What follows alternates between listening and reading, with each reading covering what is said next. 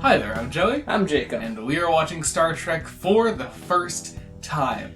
Last time on Star Trek, we finished Star Trek the original series, we watched the pilot finally, we did a top 10 video, that's all out there, that's all said and done with. Today, we begin our next adventure. Today we're starting Star Trek the animated series.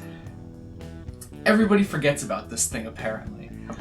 I told my friend at work that we finished TOS. She's like, "Oh, it's time for the movies now, right?" I'm like, No, you don't get it. We're watching the 1975 Star Trek the animated series. We gotta watch that now." and I mean, I'm excited. Yeah. I mean, it's just like I'm excited. I genuinely am. It's pretty much the entire original cast, as far as I can tell. I believe it was made with a lot of love and care. I think like everything Star Trek post-TOS is made with a lot of love and care, because there was I believe a desperately long period where people just wanted this show to come back somehow. And this was the next attempt. This was really the first attempt, I guess, to revive the whole thing. Right. Beyond literally resurrecting the show for season 3. But this existing, I think, is fascinating because there's not really any other Star Trek quite like it out there. I know there's 2 other animated series, none of which are like the animated series. No, that's the crazy thing. Yeah. One's a kids show, the other's a parody show. Yeah. This is just a serious attempt at being Star Trek. Yeah. At least on paper, that's what it is. I will be fascinated to see how they attempt to do that. I really don't know how successful they will be at such a thing. But I gotta say, I love this first title. So yeah, now let's go back to usual format. What's the title? Today we're watching an episode called Beyond the Farthest Star, which is such a great first title. That's such a great first title. Like, you're watching Star Trek, you're like, I'm watching sci-fi, let's fucking go. Here's your first episode, The Man Trap. What? No. This sounds like a Star Trek title. This is a Star Trek title. This is beautiful. So we're gonna get into post-episode thoughts in a second. We're about to watch Beyond the Farthest Star.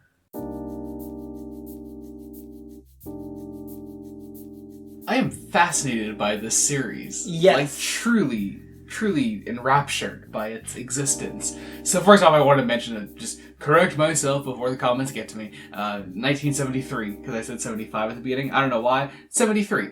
So a mere 4 years after TOS was canceled, we got this. And first off, the animation's not bad. No. It's not bad. It feels pretty standard. Yeah. It's a little choppy, a little still sometimes. Yeah. But honestly, I thought it was gonna be worse. Yeah, it's fairly of its time, but yeah, it's fine. I don't mind it. I could watch it for 20 episodes. You know? And the fact that it's animation lets them do crazy things, like it lets the crew walk in space. So that's like one of those interesting things to me, is that it's on one hand no longer restricted by a budget, but even more restricted by a budget because it's kind of low budget TV animation in the 70s.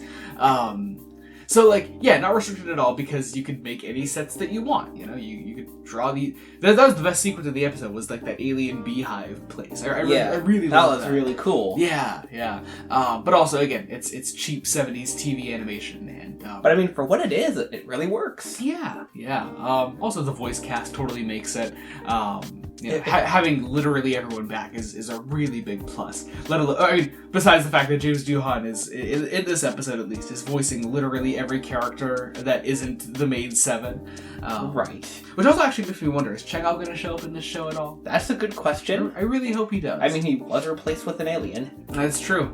Yeah, so that's one other really interesting thing is, like, I know, like, eventually in Star Trek, like, having aliens on your ship crew is fairly commonplace. And no one is like, "Oh, we got aliens." They're like, "Yeah, that's just our crew." Yeah, but like TOS only went as far as to say, like, oh yeah, Spock's here, he's half Vulcan, but still half human. So right, but it implied that that's sort of a command problem. Yeah, it's a new thing. Much like, oddly enough, the last episode of TOS saying that women can't be captains. Something that I know is eventually fixed in Star Trek. So it sounds like Starfleet have genuine character growth through the shows. Yeah, and we're starting to see that here. There's just a random alien sitting next to Sulu on the bridge at the beginning and throughout the whole episode, which I just found really, really fascinating, and I'll be curious to see how that just continues to evolve in Star Trek. I just didn't expect to see that here in the animated series, a show that I know is mostly forgotten about by Trek fans. But no, I'm glad we're watching it. It's a little slow. But overall, I mean, it's a solid first episode. It didn't feel slow necessarily. Like I didn't like watching it. We weren't like, oh, when will it end? Yeah. What a oddly profound ending. Indeed. Yeah. Star Trek's good at those. Yeah. Well, I didn't know those would continue into like the dinky little TV animation show from the early 70s. Like so. Kirk, like, this alien because of course the alien takes over, it goes to the ship, takes over the ship, so... It's such a standard plot. So they come up with this plan to, like, sort of, like, slingshot the alien back onto the dead star that they were being pulled into before. An actual technique that was developed after the first show ended. Yeah, which, still, mind-blowing. So they get that on there, and as they're, like, leaving, it's, like, begging them not to, like, leave it there, like, that it's so lonely and just stuck there, and just... Ugh, I don't know, just really, really sad, actually. It is very sad. Yeah. And Kirk ends it by not elaborating, by not saying anything. It's star charting. Yeah. Which is probably just another budgetary restraint. You know, just like, oh, you can only, like, go for so long. And so, like, you know, you just gotta, like, make that ending, like, nice and succinct. But I think, oddly enough, that just the alien's line itself as they're leaving is powerful enough to really make it stand out. Though I would like a bit more pondering from Kirk himself, or if not him, one of the other crew members. But whatever. Back on the cast for a second, actually. I was trying to pay attention to, like, who cared the most about being in the stupid animated show. Oddly enough, I thought the most charged performance in this episode came from Nichelle Nichols. Mm-hmm. I don't know, she just had some really standout moments where she was like really just giving it her all. Right, like she's got like just little lines, but every line seemed to have this great sense of emotion and weight. Yeah. We got a little Nurse Chapel appearance. And no talking, but that's okay. Yeah, which is weird because I think Majel Barrett was still credited, which is interesting. They're all probably credited in the episode. Yeah.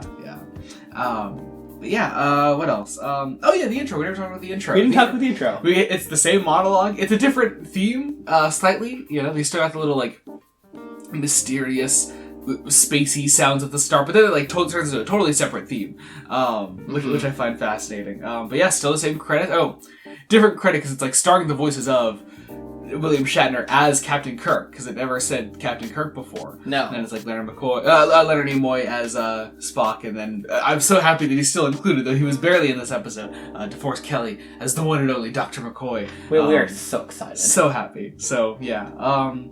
That was Beyond the Farthest Star. It's a fine opening. It's a fine opening. If it sells me on watching more of it. Yeah. So yeah, I guess that about does it. Be sure to join us next time when we continue Star Trek the Animated Series. I gotta start getting used to that. Yeah. Be sure to join us then. Until next time, this has been Joey Morgan. I'm Jacob. Goodbye.